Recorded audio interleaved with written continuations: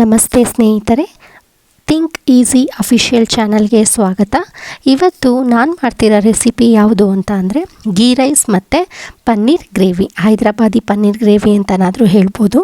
ಹೊಸ ಥರದಾಗಿ ನಾನು ಇಲ್ಲಿ ಪನ್ನೀರ್ ಗ್ರೇವಿನ ಟ್ರೈ ಮಾಡ್ತಾಯಿದ್ದೀನಿ. ಹೇಗಿದೆ ಅಂತ ನಾವು ನೋಡೋಣ ಬನ್ನಿ, ಮತ್ತು ಹೇಗೆ ಮಾಡಬೇಕು ಗೀ ರೈಸು ಮತ್ತು ಪನ್ನೀರ್ ಗ್ರೇವಿನ ಅಂತ ನೋಡೋಣ ಬನ್ನಿ. ಪನ್ನೀರ್ ಮಸಾಲ ಮಾಡೋದಕ್ಕೆ, ಪನ್ನೀರ್ ಹೈದ್ರಾಬಾದಿ ಮಸಾಲ ಮಾಡಲಿಕ್ಕೆ ನಾನು ಪನ್ನೀರ್ನ ಈ ಥರ ಕಟ್ ಮಾಡಿ ಇಟ್ಕೊಂಡಿದ್ದೀನಿ. ಆಮೇಲೆ ಈ ಕಡೆ ಪ್ಯಾನ್ನ ಫ್ರೈ ಮಾಡೋಕ್ಕೆ ಇಟ್ಕೊಂಡಿದ್ದೀನಿ. ಈ ಪ್ಯಾನ್ಗೆ ನಾನು ಎಣ್ಣೆ ಹಾಕಿ ಸ್ವಲ್ಪ ಪನ್ನೀರ್ ಎಷ್ಟು ಕಟ್ ಮಾಡಿ ಇಟ್ಕೊಂಡಿದ್ನೋ ಆ ಪನ್ನೀರ್ನೆಲ್ಲ ಇಲ್ಲಿ ಹಾಕ್ತಾಯಿದ್ದೀನಿ. ರೋಸ್ಟ್ ಮಾಡೋಣ. ಪನ್ನೀರ್ ನಾನು ಏನು ಹಾಕಿದ್ದೀನೋ ಈಗ ಇದಕ್ಕೆ ಸ್ವಲ್ಪ ಉಪ್ಪು ಮತ್ತು ಸ್ವಲ್ಪ ಖಾರ ಪುಡಿ ಹಾಕೋಣ. ಉಪ್ಪು ಮತ್ತು ಚಿಲ್ಲಿ ಪೌಡರ್ನ ಹಾಕಿ ಸ್ವಲ್ಪ ಈ ಥರ ಕಲಿಸ್ಕೊಡ್ತೀನಿ. ಎಲ್ಲ ನೀಟಾಗಿ ಫ್ರೈ ಆಗಲಿ. ಹಿಂಗೆ ಹಾಕ್ಕೊಳ್ಬೋದು, ಏನೂ ಪ್ರಾಬ್ಲಮ್ ಇಲ್ಲ. ಬಟ್ ಈ ಥರ ನಾವು ರೋಸ್ಟ್ ಮಾಡೋದ್ರಿಂದ ಚೆನ್ನಾಗಿರೋದಕ್ಕೆ, ಟೇಸ್ಟಿಯಾಗಿರುತ್ತೆ ತಿನ್ನೋದಕ್ಕೆ. ಹಂಗಾಗಿ ಸ್ವಲ್ಪ ರೋಸ್ಟ್ ಮಾಡೋಣ. ಸೊ ಇವಾಗ ಲಿಡ್ ಆ್ಯಂಡ್ ಕ್ಲೋಸ್ ಮಾಡೋ ಅವಶ್ಯಕತೆ ಏನಿಲ್ಲ. ಹಿಂಗೆ ಓಪನ್ ಆಗಿ ರೋಸ್ಟ್ ಆಗೋಕ್ಕೆ ಬಿಡೋಣ. ಹೈ ಫ್ಲೇಮಲ್ಲಾದರೂ ಇರ್ಬೋದು ಅಥವಾ ಮೀಡಿಯಮ್ ಫ್ಲೇಮಲ್ಲಾದರೂ ಇರ್ಬೋದು. ಹೈ ಫ್ಲೇಮ್ ಜಾಸ್ತಿ ಬೇಡ, ಮೀಡಿಯಮ್ ಫ್ಲೇಮಲ್ಲಿಟ್ಟರೆ ಸಾಕು. ನೋಡಿ ಫ್ರೆಂಡ್ಸ್, ಪನ್ನೀರ್ ಇಲ್ಲಿ ಫ್ರೈ ಆಗಿದೆ. ಸೊ ಈ ಥರ ಫ್ರೈ ಆದಾಗ ಬೇರೆ ಪಾತ್ರೆಗೆ ಪ್ಲೇಟ್ಗೆ ಟ್ರಾನ್ಸ್ಫರ್ ಮಾಡ್ಕೊಳ್ಳೋಣ. ಸೈಮಲ್ಟೇನಿಯಸ್ ಆಗಿ ನಾನು ಮಸಾಲೆನ ಜೋಡಿಸ್ಕೊಂಡಿದ್ದೀನಿ. ಈರುಳ್ಳಿ ಮತ್ತು ಒಂದು ಹಿಡಿ ಆಗಷ್ಟು ಕೊತ್ತಂಬರಿ ಪುದೀನ ಅಷ್ಟೇ ಸಾಕು. ಮತ್ತು ಬೆಳ್ಳುಳ್ಳಿ, ಶುಂಠಿ ಮತ್ತು ಕ್ಯಾಶು, ಚಕ್ಕೆ, ಲವಂಗ, ಏಲಕ್ಕಿ ಎಲ್ಲ ಸ್ವಲ್ಪ ಹಾಕ್ಕೊಂಡು ನಾವು ಇವಾಗ ಇದೇ ಬಾಣಲೆಯಲ್ಲಿ ಏನಿದೆ ಅದನ್ನು ಫ್ರೈ ಮಾಡ್ಕೊಳ್ಳೋಣ. ಈ ಪನ್ನೀರ್ನ ನಾನು ಪ್ಲೇಟ್ಗೆ ಟ್ರಾನ್ಸ್ಫರ್ ಮಾಡ್ತೀನಿ. ಸ್ವಲ್ಪ ಎಣ್ಣೆ ಹಾಕ್ಕೊಂಡಿದ್ದೀನಿ. ಎಣ್ಣೆ ಹಾಕ್ಕೊಂಡು ಮಸಾಲೆ ಜೋಡಿಸಿಟ್ಕೊಂಡಿದ್ದೀನಲ್ಲ, ಈ ಮಸಾಲೆನೆಲ್ಲ ನಾನು ಹಾಕ್ಕೊಳ್ತೀನಿ. ಇಲ್ಲಿ ಹಾಕ್ಕೊಂಡಿದ್ದೀನಿ, ಎಲ್ಲದೂ ಹೆಚ್ಚಿಟ್ಕೊಂಡಿರೋದು. ಸೊ ಈಗ ಇದನ್ನು ಫ್ರೈ ಮಾಡ್ಕೊಳ್ತೀನಿ ಹಸಿ ವಾಸನೆ ಹೋಗೋ ತನಕ. ಇದಕ್ಕೆ ಮರ್ತ್ಬಿಟ್ಟಿದ್ದೆ, ನಾನು ಒಂದೆರಡು ಹಸಿಮೆಣ್ಸಿನ್ಕಾಯಿ ಖಾರಕ್ಕೆ ಹಾಕ್ಕೊಳ್ತೀನಿ. ಆಲ್ರೆಡಿ ಪನ್ನೀರ್ಗೆ ಹಾಕ್ಕೊಂಡಿದ್ದೀನಿ ಖಾರ ಪುಡಿ. ಸೊ ಇದಕ್ಕೆ ಮಸಾಲೆಗೆ ಎರಡು ಹಸಿಮೆಣ್ಸಿನ್ಕಾಯಿ ಹಾಕ್ಕೊಂಡ್ರೆ ಸಾಕು. ಅದು ಆಪ್ಷನಲ್ಲು, ಬೇಕು ಅಂದರೆ ಹಾಕ್ಕೊಂಡು, ಇಲ್ಲ ಅಂತಂದರೆ ಬೇಡ.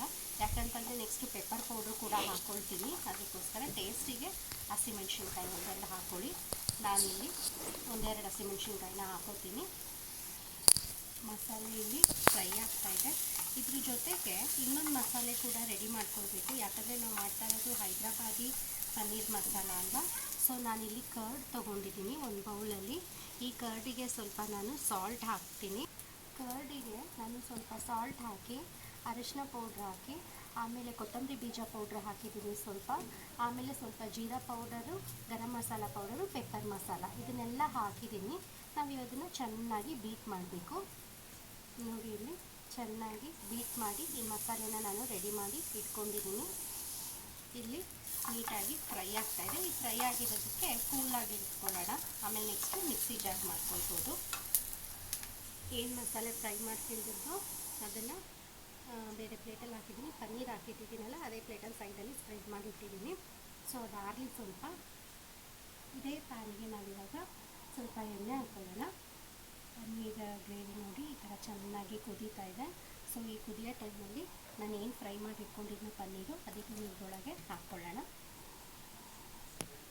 ಪನ್ನೀರ್ ಮಸಾಲ ಫೈನಲಿ ರೆಡಿಯಾಗಿದೆ.